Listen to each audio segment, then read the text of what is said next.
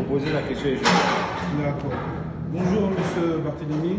Oui, Voilà, on voulait juste que vous nous présentez le projet et les actions que vous menez ici sur Agadir.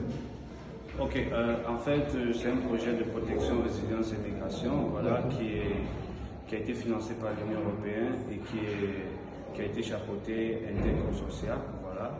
Et actuellement, ici à Agadir, les actions que nous menons sur le terrain, ce sont des actions d'aide directe et aussi des actions d'accompagnement psychosocial, voilà, à travers les partenaires ANIR, AVFN, voilà, on essaye d'accompagner des personnes qui ont des petites détresses en santé mentale. Parce que le projet lui-même porte sur la protection, la résilience des personnes migrantes en santé mentale.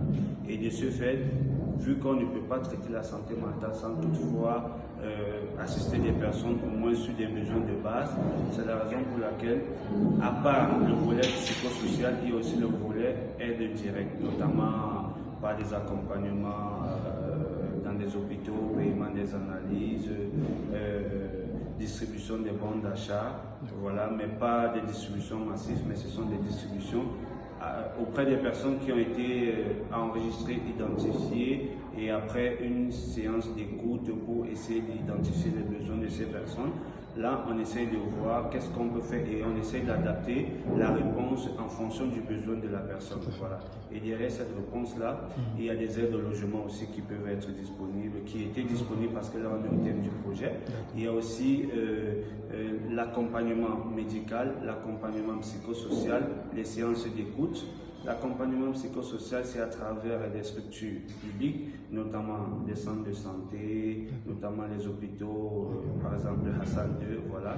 Et aussi le paiement des analyses, paiement des opérations, le paiement du matériel post-opératoire, pour être plus clair, parce que les hôpitaux publics offrent gratuitement les opérations des personnes qui sont en situation de vulnérabilité.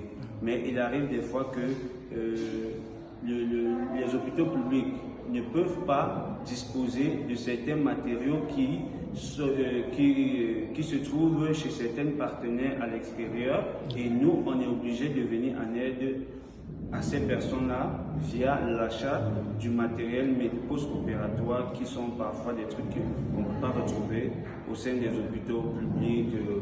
Et en plus de ça, il y a aussi l'accompagnement d'aide directe, c'est-à-dire la distribution des bons d'achat pour que ces personnes puissent se payer des kits d'hygiène ou bien se payer de quoi manger. Donc c'est un peu ce qu'on fait de manière générale sur le projet. Sans oublier que quand ces personnes, s'il y a des personnes qui ont été identifiées comme des personnes qui ont besoin d'une assistance psychosociale, on fait un référencement vers des partenaires psychologues pour essayer de traiter ces personnes. Et si le problème va au-delà de cela, là on refait vers les hôpitaux adéquats pour pouvoir accompagner ces personnes qui sont en détresse psychosociale. Très bien. Et vous nous avez dit au niveau beaucoup du social et des soins médicaux. Oui. Et qu'en est pour l'intégration au niveau du travail, oui, l'intégration des migrants? En fait, sur ce volet-là, nous, du côté du projet actuel, on ne travaille pas sur l'intégration. Mais par contre, quand il y a des personnes migrantes qui viennent et nous soumettent un problème qui est en lien avec l'intégration ou le travail, on fait un référencement vers des structures adéquates. Voilà. Parce que malgré le volet social que nous couvrons, il y a d'autres demandes aussi que nous ne pouvons pas couvrir.